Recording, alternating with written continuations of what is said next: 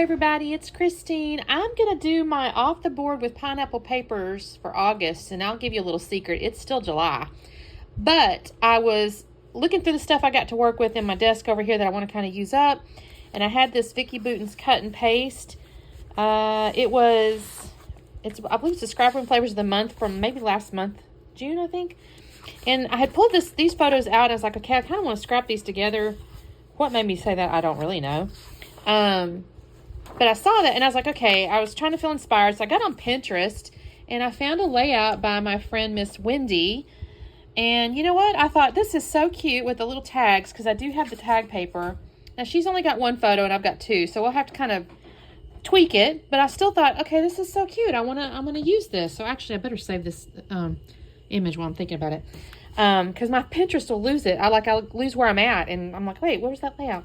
So I think what I'm going to do, though, is I have this piece, which is kind of cool. And I think I need to trim that down first off. And I'm kind of thinking I'm going to do this. She has like that bluish paper, but I think I'm going to do this because then I can take the colored tags, across the middle is what she did. She kind of did like this many and then this many flipped over or whatever the deal was. And I think that could be cute to map this on. And then I have all these little pieces here and some stickers and stuff. And I don't know if I may mount it on this. Why not? I don't know. We'll see. Anyway, I got some ephemeras and stuff. And I also do have a ton of Vicky Bouton, like just random, like other stuff too from other collections. So I may have to pull those in. But I just thought it would be cute. I thought, you know what? And she's got these, she used these little pieces here, like at the top and bottom. I don't know if I'll do that or not. I think I'll try though, because why not? It's kind of cute. It'll go on top of that. I may have to fussy cut those. I don't know if I think she did. I think she fussy cut those. So I have a little work here to do. Yeah, that's what I'm going to work on. So give me just a second. I'm going to do my homework. I got to cut the tags out. I got to cut this off. I'm going to trim this down and cut these apart. So I'm going to do that kind of stuff off camera because that's boring. Well, for you to watch anyway. It's not boring for me to do necessarily, but it's boring for you to watch. So let me work on that and I'll be back in a second. Okay, you guys. I'm really pleased with how this came out. So thank you, Wendy, for the inspiration. I cut all the little tags and I did use my little hole punch to put my holes in there. And she had black and white thread, or baker's twine or whatever. So I'm going to use that too. I do have a little roll of that. So I thought that looks really cute. Now it's a little harder to see on mine, of course, because my pattern is a little more bold. Since she had the little blue, the black and white showed up a little better, but I do like it on here. So I'm not unhappy with it. Then I've got I'm going to end up coming here in a second. I'm going to glue these down. I'm going to use my ATG to create the first little row, and that takes me just a second. Honestly, I should have cut some of this out, but if I had done that, then the video would have been really short. Because this layout didn't actually take me too long to put together. I fast just a little. Obviously, I don't have the whole collection since this was a scrap room, and you just get like a little sampling. I had already pulled out my embellishments on the left-hand side over there, and of course the sticker sheets right there. There was actually some really nice title pieces in the little sampling I got, but I'm going to do something different. You'll see in just a minute. You can see I got a marker laying there, so you'll see me do something in just a second, and that's going to end up being my title. I don't really have my title on the bottom, so like I said, a little bit of a teaser there. So I got to get my string on the little bottom half here, and again, I'm really happy. She didn't use the black tie. I actually had just laid them down originally, and then I saw her order of colors, and I thought, you know what, I'm going to copy her order of colors too. So that is a complete scrap lift that the color order that she did. The only tag that was on the sheet that she didn't use was the black one, which I think is kind of cool. I've got it left now for the collection to use a different kind of way, but this is nice, kind of a little rainbow, I guess. So I'm going to end up gluing these down in just a second, throw my little string through there. Now, of course, I mentioned to you I have two photos, and on the left-hand side over there, you can see them. I've mounted them on white and black. She'd used a pattern paper to border her photo. But again, since I've got a bolder background paper, I thought the black and white worked. So let me tell you about these photos while I'm gluing this stuff down. So these photos we went to the, it's the museum in Houston. It's some kind of science museum there.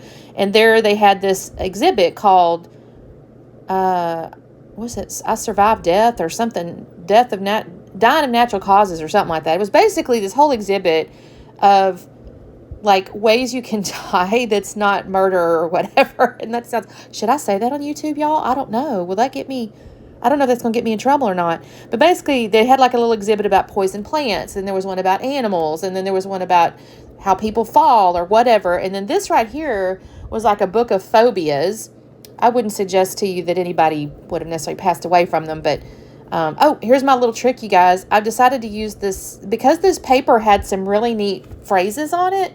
I've decided that I'm going to color Boldness yellow, and I'll color some more at the bottom, but not till toward the end. So I think my title is going to be Boldness. I thought that was kind of neat because it's kind of got all these little phrases and stuff. I'm going to cover up stuff to the right of the word Boldness, so you don't really see them as much, but at the bottom there's some stuff I'll color in later, and you'll see that. Here's me kind of testing out some titles, though, and I thought, no, I kind of like Boldness. So anyway, this was in like a book, so you would flip it, and it would show different, phobias and stuff, like, arachnophobia, and there was a few that were kind of strange, of course, but for me, a fear of heights is definitely like a phobia for me. Like, I struggle, you guys, with heights. Like going to the mall, and if I'm on an escalator with glass sides, I struggle really bad. Like, I can't hardly do it. Going over bridges when I'm driving in Texas, we have some really freaking big bridges, you guys. And there's a few, I will take the exit to the frontage road to avoid it, and then just take the frontage road. I don't do it. However, that being said, there's been a few times that I was able to overcome it enough to do something cool. So as an example, zip lining in Costa Rica, we went like, I guess 7 years ago now. And one of our excursions was this zip line thing. And I'm not going to lie, I was like, oh my gosh, but I get there, and of course it's beautiful. Obviously it's, Costa Rica, and we had paid for it. I'm like, I'm doing this darn thing.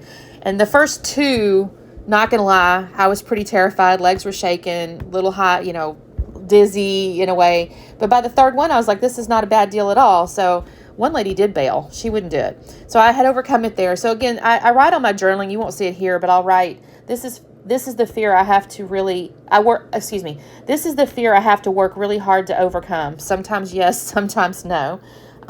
So I'm just documenting that. I thought it was interesting that they had that. So now I'm kind of going, she had kind of these tone on tone embellishments, around her page. I didn't have as many because I just had the sampling. So I kind of went and I did find some pink ones. On the right hand side over there, I've added some of the turquoisey type stuff. I did add the little bird because she had like a dog or something.